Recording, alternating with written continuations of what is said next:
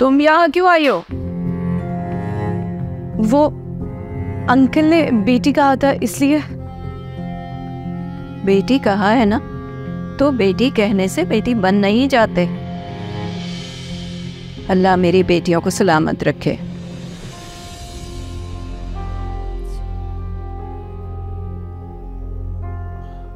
माहिन बेटा, जब तक आंटी नाश्ता बना रही हैं तो आप जाकर ना वो खाने की टेबल को ठीक कर लो। जी अब्बू, 1 मिनट।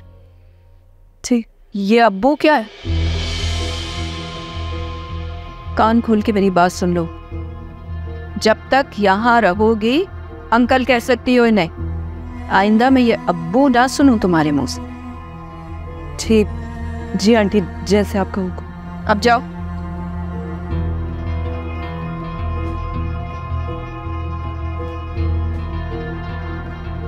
इमराना, कभी कभी तुम किस कदर बखील हो जाती हो हैं? अगर वो मुझे अब्बू कह लेती तो इसमें क्या हर्ज है?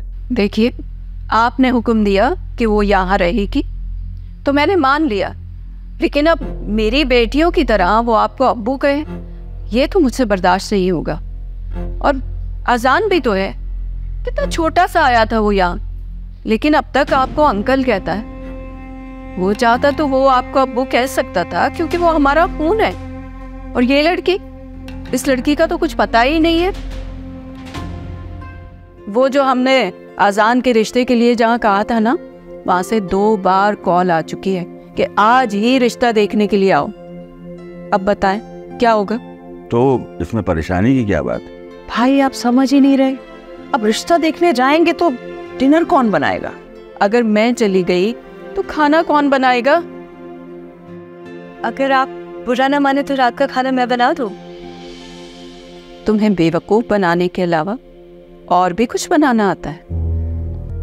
कितना हार्श बिहेव है तुम्हारा इस बच्ची के साथ।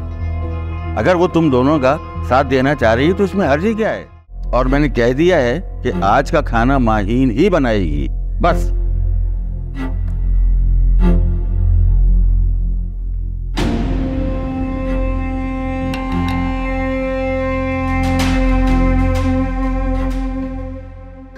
अंकल कुछ चाहिए आप लोगों को? अरे नहीं बेटा, बस। वो खाना सही लगा आप लोगों को?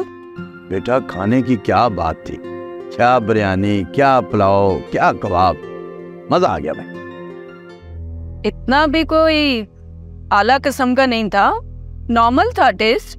अरे नहीं नहीं भाभी, कि देखो कोई दिल से प्लेट में डाले और दिल से खाए तो क्या बात है भाई। मैं तो कहता हूँ जादू है बच्ची के हाथ में। अरे भाई अरशद, मैं तो कहता हूँ कि ऐसी बच्ची चिराग लेके ढूंढोगे तो नहीं मिलेगी। मैं तो कहता हूँ वो अपने अजान की शादी करा दो इससे, जंजीर पहना दो उसके पाँव में।